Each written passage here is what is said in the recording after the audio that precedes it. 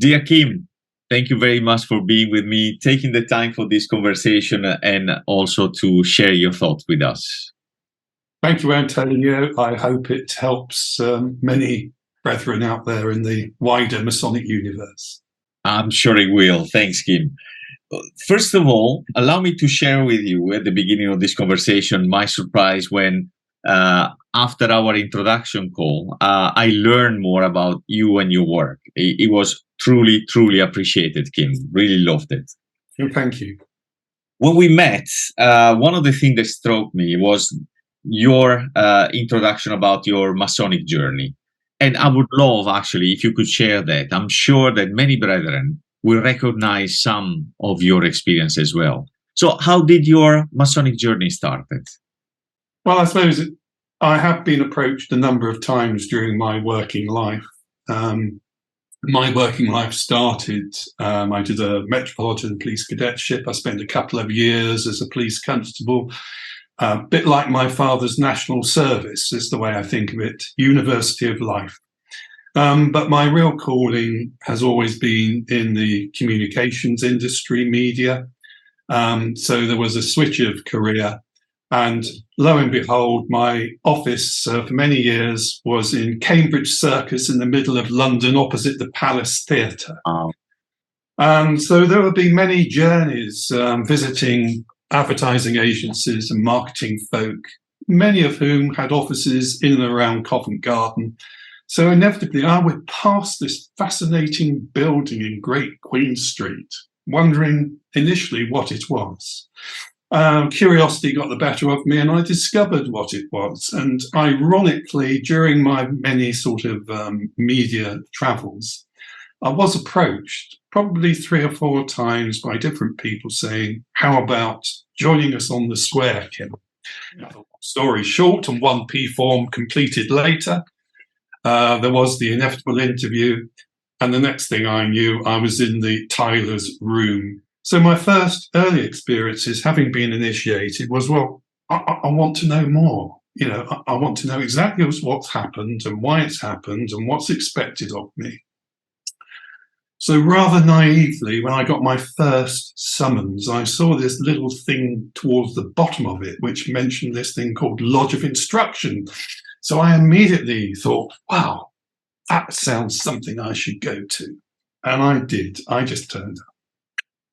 And there was greeted by a warm welcome, but combined with a look of horror, because the brethren had assembled to rehearse my next ceremony. So they obviously informed me of that, and I just smiled, and they said, oh, before you go, here's some ritual we'd like you to learn. It was time tight, so I had about 4 weeks to learn this before the first rehearsal and then reality. So I sat down and I started to learn it phrase at a time. So the questions or responses to the questions were fine because they're relatively short. But I then started the obligations. So the way I proceeded was learn a phrase, recite a phrase, add a phrase, recite everything from the beginning, so on and so forth until you run out of phrases to memorize. Yeah. I was brilliant for the first half, but the second half suddenly became a bit of a crash, to be honest. I was the sort of person, I was intrigued. A, why was I feeling nervous? B, why did the crash happen in the second part of reciting the obligation? I mean, I got really sort of left the tracks completely at one point, which added to the nervousness, of course. So I am the sort of person, dog with a bone. If I find an issue, I have to keep going at it. So I set myself the task of analysing how we memorise ritual. So I had some know-how, obviously, from my communications background. And that started the process. And what came out of the other end of that process was a structured system to accelerate the memorization process. And the key issues are the ritual contains a lot of archaic language, and a lot of the words aren't in our everyday vocabulary. And we also don't necessarily understand the full meaning of the word. So what the brain does in that situation is it has an educated guess, and more often than not, it's wrong.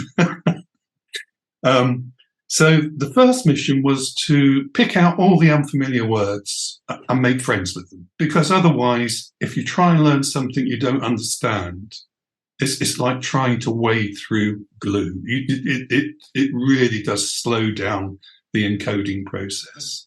Allow me 1 second, Kim. Yeah. What you're telling me is everything started from your experience. You found the need to start building something because of what were you confronted with.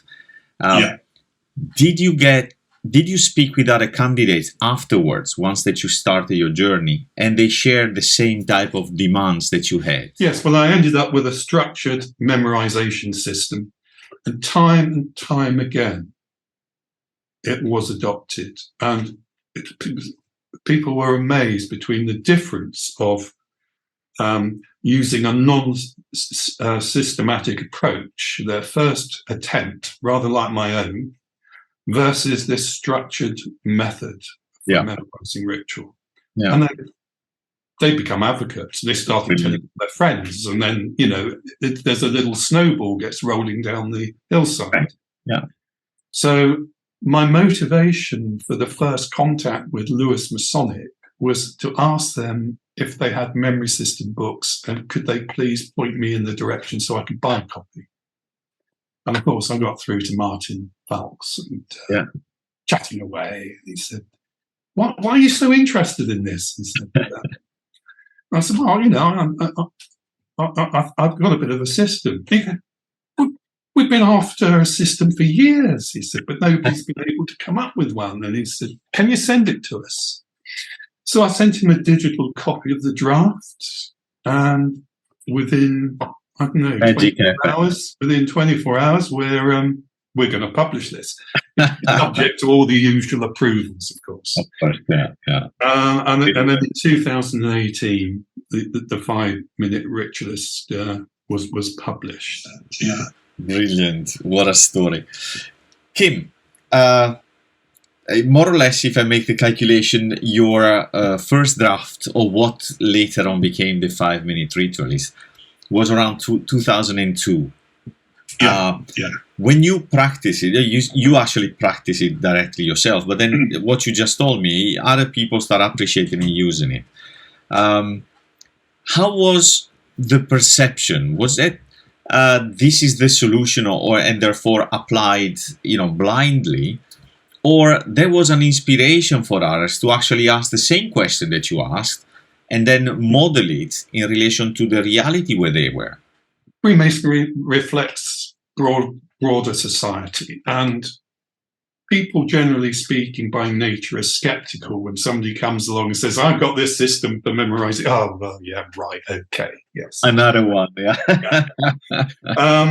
What did help was things like the review of the book in Freemasonry Today, or FMT as we call it now. And that reviewer decided rather courageously that he was going to be a test pilot, and that he couldn't possibly write a review without trying out the system, which he did. I became aware of this before the review was published, so you can imagine my apprehension. But as it turned out, that brother has now become a major advocate of the system. He found it worked for him. And he passes it on to his brethren. He's a music teacher by profession, and he passes it on to his students. So it needs to be taught rather than relying on somebody having the motivation to go along and buy a book. Makes sense.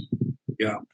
The people it seems to help the most are brethren who have never learned anything by rote before. So that'll be nearly all the new younger brethren. Exactly, yes. Because rote learning went out the window.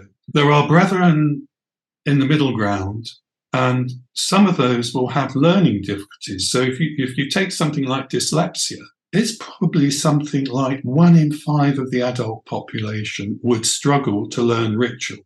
60-70% have tried the system and are sticking with it because for them it works, it's helpful. Brilliant. And I recently had one brother who told me he had a very challenging piece of ritual. He estimated it would take 3 weeks to learn. With the system, 3 to 4 days. He had it off 3 to 4 days. Now, that is exceptional. I'm not saying that's going to be the same experience for everyone. Yeah. But it is its potential. Let's put it that way. Actually, you're opening the door for my next question that is actually related to learning methodology or a response to learning methodology across time. 2002 when you started, we are 2023. Generation of Masons have passed, are here, they will come tomorrow. New tools, social media, digital, smartphones, and any other type of things. How do you see this methodology evolving across time or being adopted with the use of digital means? I think the real key is that it's the people or the brethren who hold the levers of power within Freemasonry. So my thinking on that would be that this needs to be independently assessed, this system. So there has to be some sort of scientific approach to measuring its efficacy.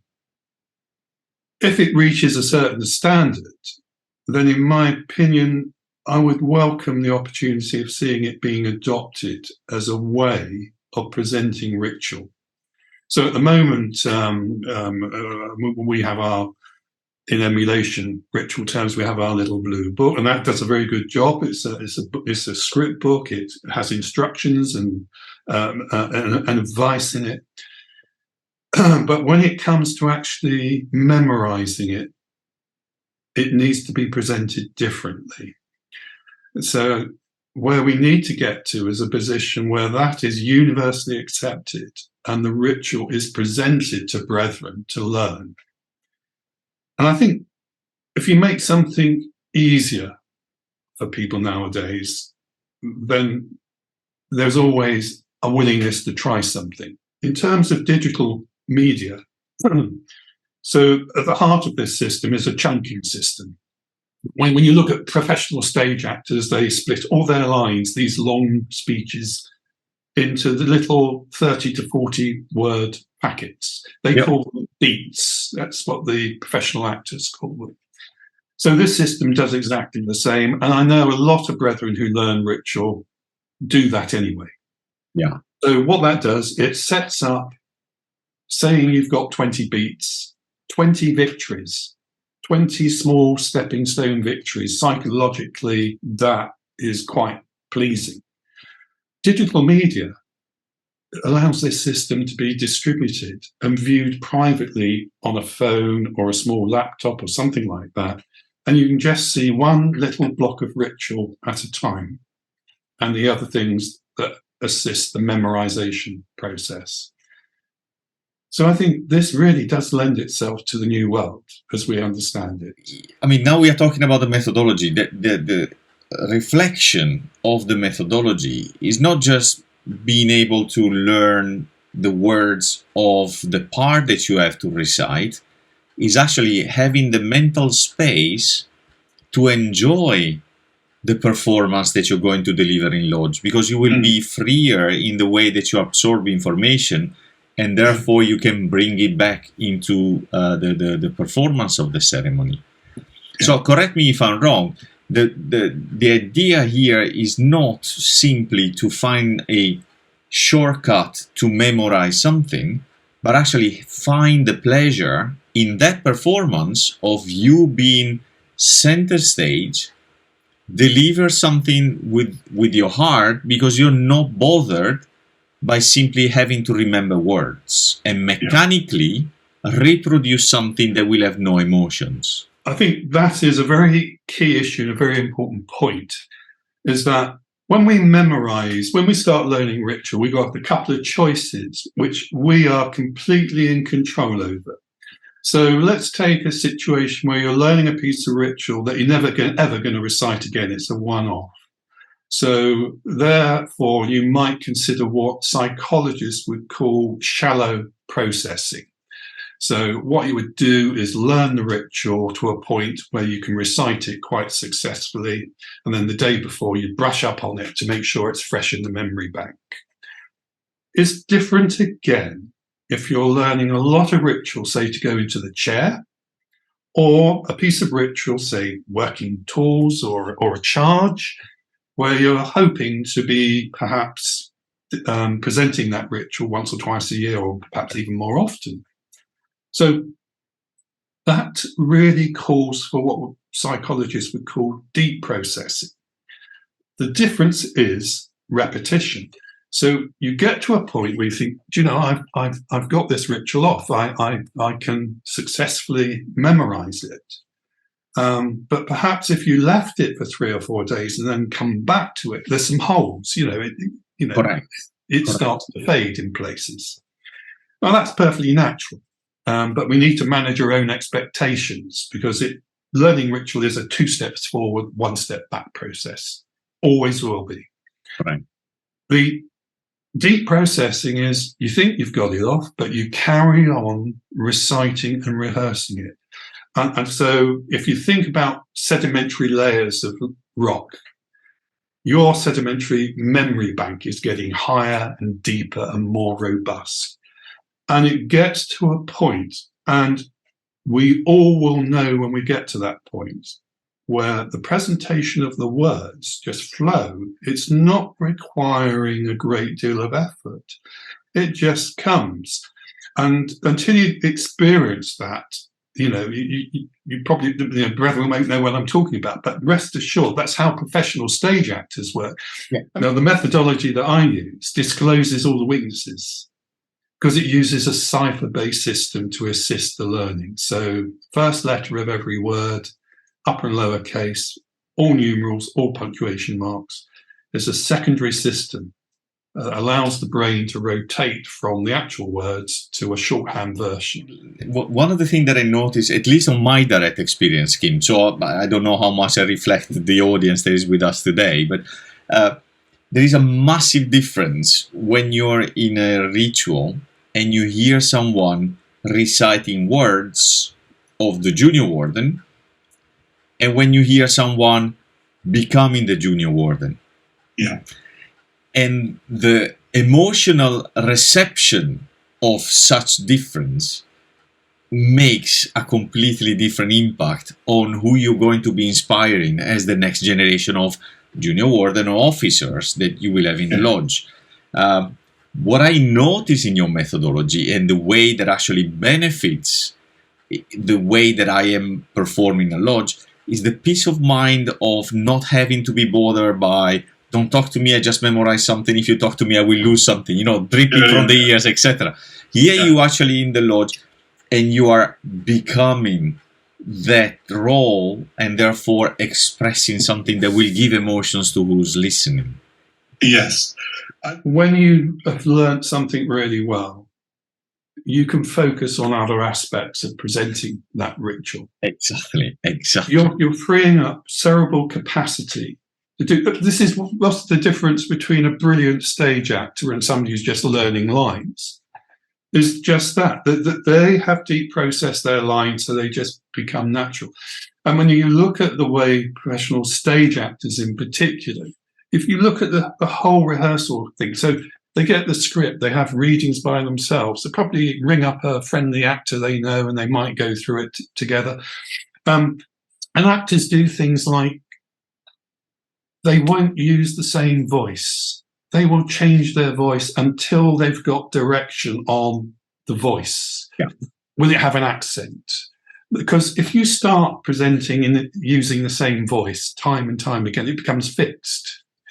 So one of the things I suggest to brethren is say, look, there is a way of getting you to help the deep processing format.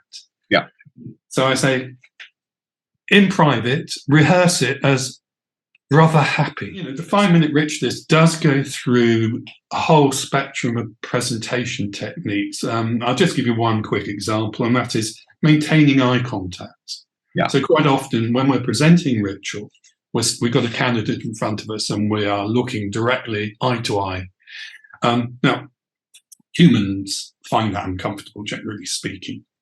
So if you just look at a spot on the forehead or the bridge of the nose, everybody thinks you're looking eye to eye, but actually you're not, because the eye to eye contact can become uncomfortable to a point where you're distracted from the ritual.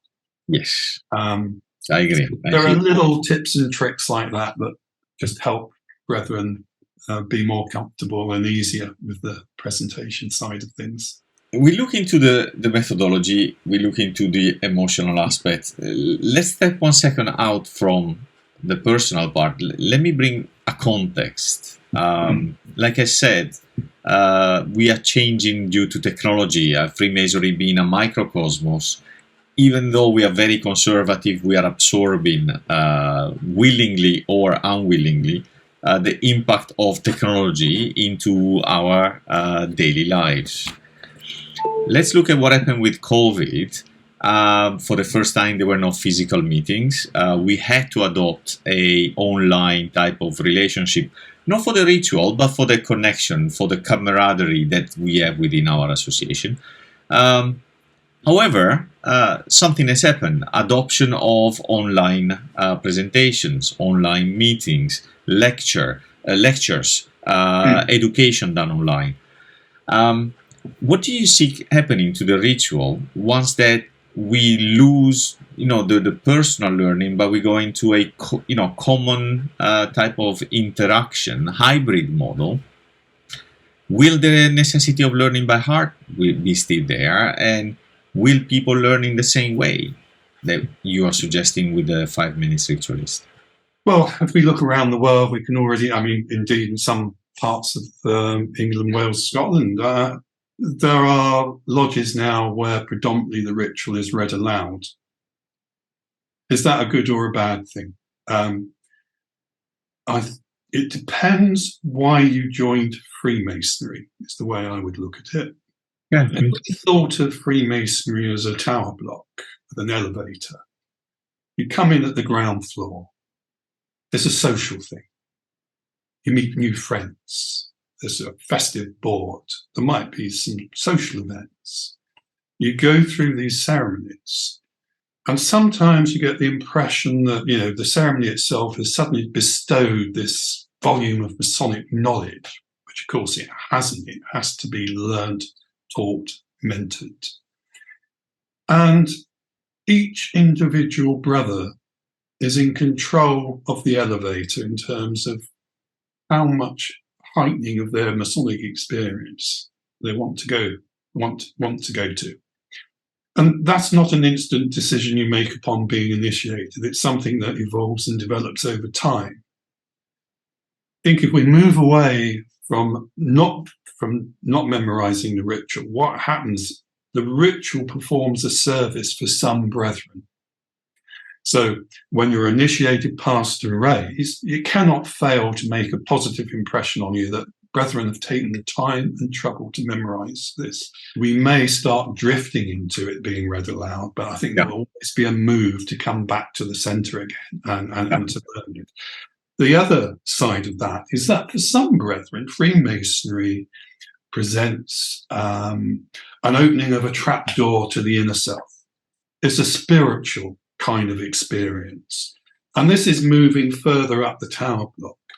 And very much the key to this higher level thinking, meditation, contemplation, what you wish to call it, is triggered by and founded by a knowledge of the ritual. And the best, of course, is to memorize the ritual. You mentioned correctly geographical differences. English, Scottish Freemason, American Freemason, French, German, and all the rest of the world.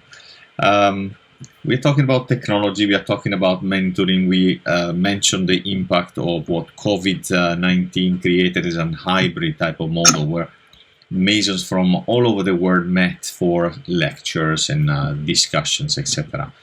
Do you see the world of Freemasonry going to lose that identity, the English Freemasonry, the Scottish Freemasonry, so these clear lines of what the Masonic tradition was, and blurred into a global Freemason type of education where the different type of elements that were unique will start gently blending together? I personally can't see that happening in my lifetime. That doesn't mean to say some amalgamation, global amalgamation. So we have one standard ritual. Is that? I can't imagine that happening in the foreseeable future. And to be honest, what makes Freemasonry interesting for most brethren is its diversity. So even if you get two lodges in the same province, they will have different practices, different methods, perhaps even different ritual. And you go along, and if you are reasonably knowledgeable, you will spot those differences. And I think it makes the whole thing more interesting. If we just go, right, we're going to turn Freemasonry into a recipe for blancmange. Yeah. Once you've had a couple of helpings of blancmange, will you want any more? I struggle to imagine. I think the human mind and brain craves new experiences. Yeah. Freemasonry, through its diversity of its rituals and the diversity of its different lodges, even though they might share the same building, makes it interesting and compelling. Let's get back to you being an author and someone that makes the research driven by needs, either personal or what surrounds you. But before I will ask you, the usual question for an author is, what are you working on? That will come next. Kim, what are you reading today? What's the latest Masonic book that you're busy with?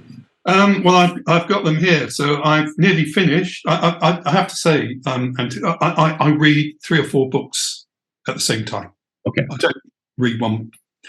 I just like to spread it across, and then you get time for what you've read so far to sink in a bit and reflect on it. Yep. So I nearly finished Turning the Hiring Key by Brother Robert Lomas. Yep. Really enjoyed that book. I thoroughly relate to what he's saying. I don't want to spoil it for brethren. On the other end of the spectrum, quite a challenging read is the Who Was Hiram Abiff? Yep. By J.S.M. Ward. Yep. I can only read that in small chunks. I mean, the language is very archaic to my mind. And I'm rereading a book by Martin Gandolf, Over 300 Years of Masonic Ritual. Well, and also Roll Arch. That's it. It's from Yasha Beresiner, of course. Yes. I'm also reading a lot of other papers because my next book. So at the moment, I've got.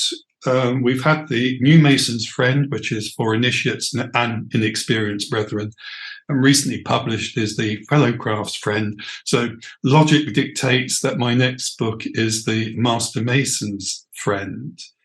These books, I think it's very courageous of Lewis Masonic and by definition Grand Lodge to allow someone who is not an academic to start writing books for Masons. Yeah.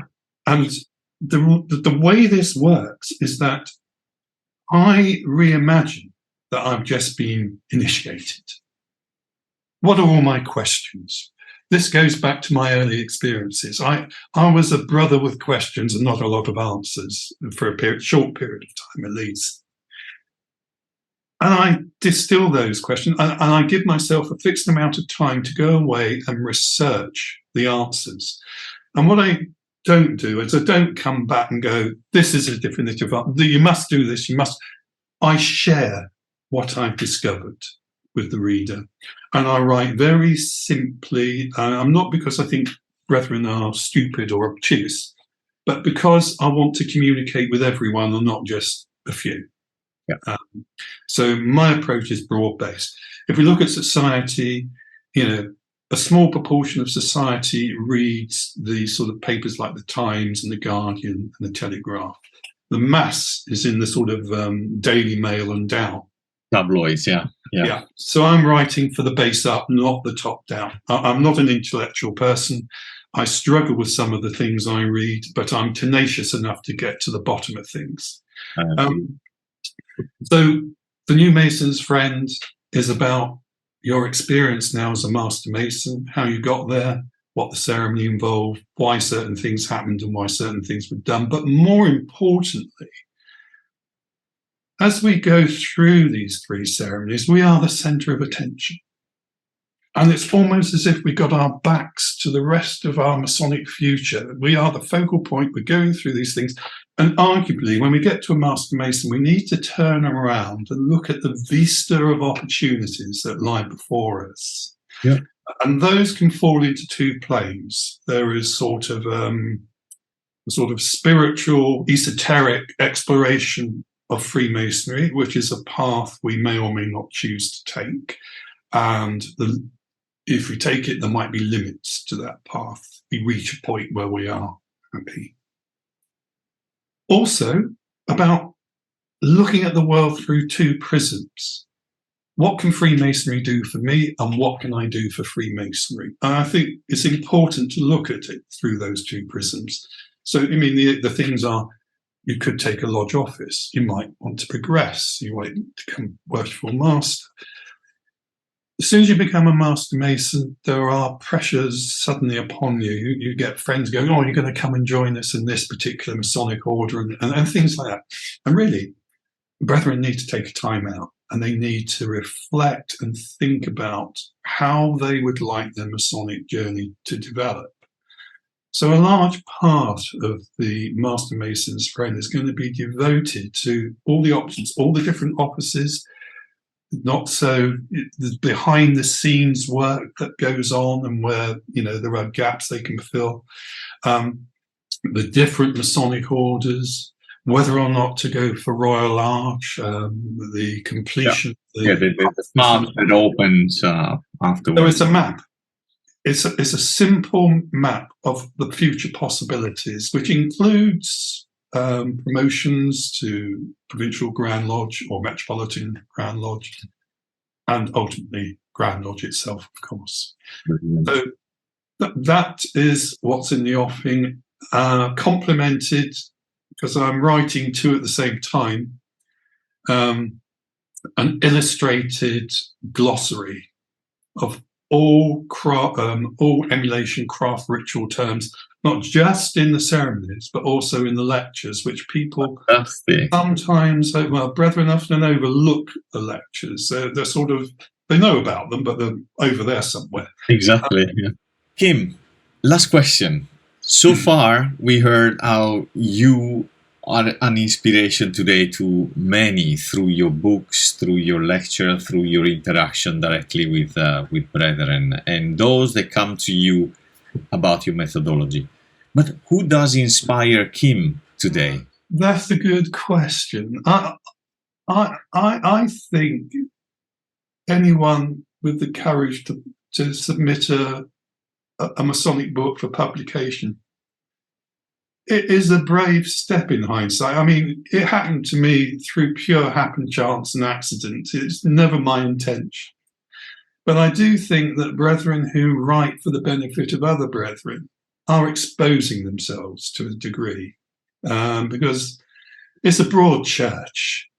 There's bound to be brethren who don't agree or disagree, and they set themselves up to perhaps take some flack or criticism. I know we're not supposed to do that in Freemasonry, but it'd be a boring place if we weren't allowed to comment on a book, wouldn't it? So I salute anyone who's written a Masonic book and is a published author. I think that takes some measure of courage. I can't claim the same courage because this trapdoor opened underneath my feet and I fell into it. But I didn't exactly volunteer. Brilliant. I love actually what you're saying. I totally agree with you. Writing anything demands, the courage of exposing your thoughts to many. So very, very good remark. I really like it, Kim. Kim, unfortunately, this is my last question. Our time is ended, but trust me, I enjoyed both getting to know you before and this conversation. I'm sure that our audience from the Loose Masonic Network loved it as well. And I look forward that we meet again for once your next book has been published so that we can talk about it. Oh, that would be lovely. I would appreciate that. And thank you for the questions as well, Antonio. Your job isn't easy either. I shall include you in the same orbit as the Masonic authors. Oh, that's kind of you. Thank you so much, Kim. All the best for your next work, and until next time. Thank you, Antonio.